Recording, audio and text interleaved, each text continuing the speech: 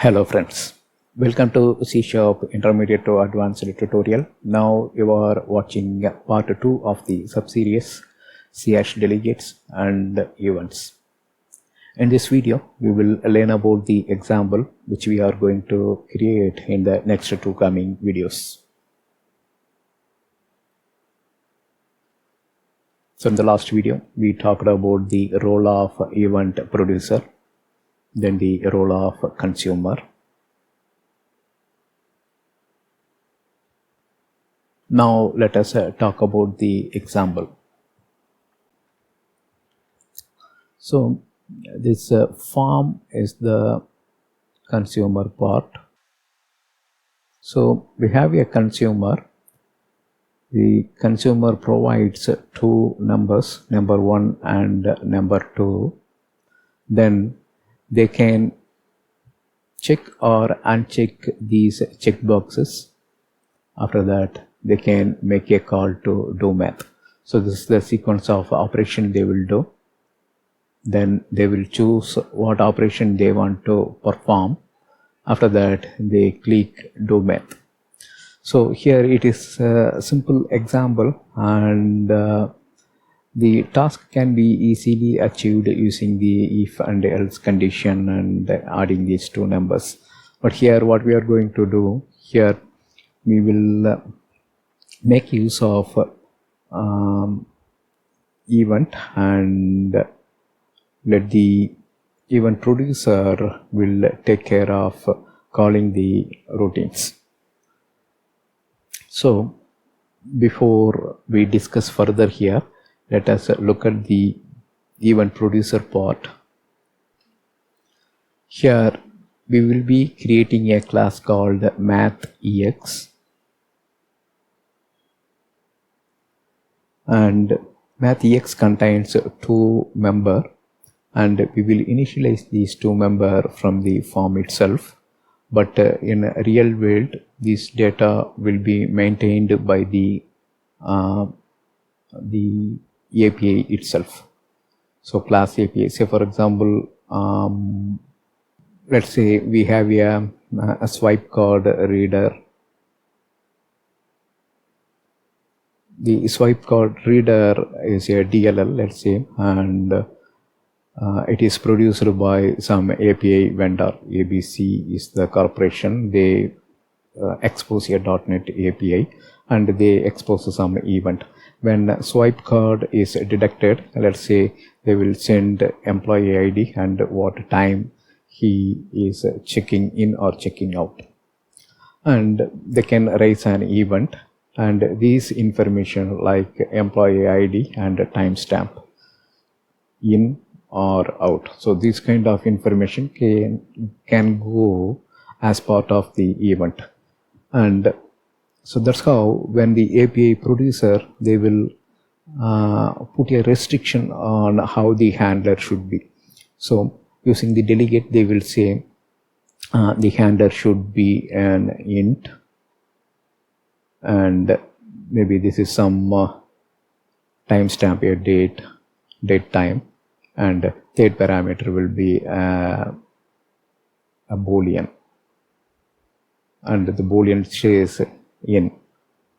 So likewise, even producer can expose the API, and the data, if you see swipe card, when the DLL, it knows when user is swiping the card, that information is the information belongs to the DLL, and UI application will get notified based on the event.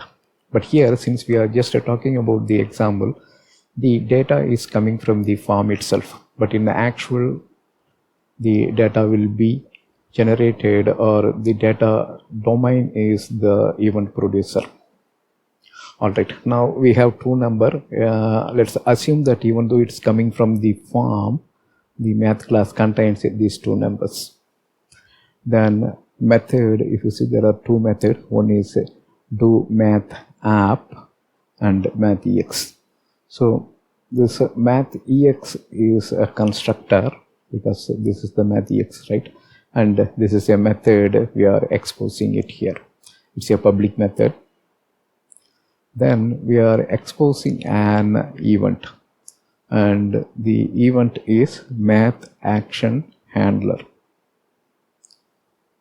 Then we have a delegate, and that delegate takes two parameter n1 and n2. The types are integer, nested type, and the handler or the event is of type do math action delegate. So the event name here is math action handler, and the delegate name is do math action. So what happens when client clicks the add button? Here in client point of view, we will be having three functions. One is for add, that it takes two integer as parameter and returns an integer. One method is for add, and another one is for subtract, same parameter type, and the third one is multiply, same type of parameter. So here what we will be doing, and user places a check mark here, we will add our handler to this event routine. Similarly, we can add other handler also based on the tick mark here. And when user clicks do math, what we will do, we will make a call to do math app, and do math app inside it will invoke this math action handler dot invoke. So what happens here in this example, if you see, we placed a check mark add and multiply. That means two event handlers, add and multiply, is tied to math action handler. When do math is clicked, inside the do math handler, we are making call to mathx dot do math app, and do math app we are invoking the handler math action handler dot invoke, and this will call the event routine, these two. So bit confusing at this moment, right? Once we go through the example, you will understand it.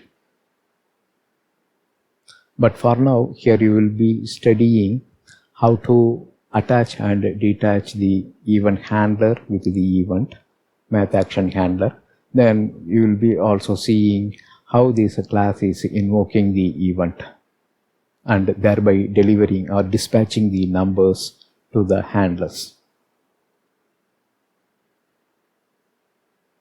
Now it's a demo time. So here is our form, and you can download this empty project from the video description, and or if you want to do the form design on your own, here I'll be showing it.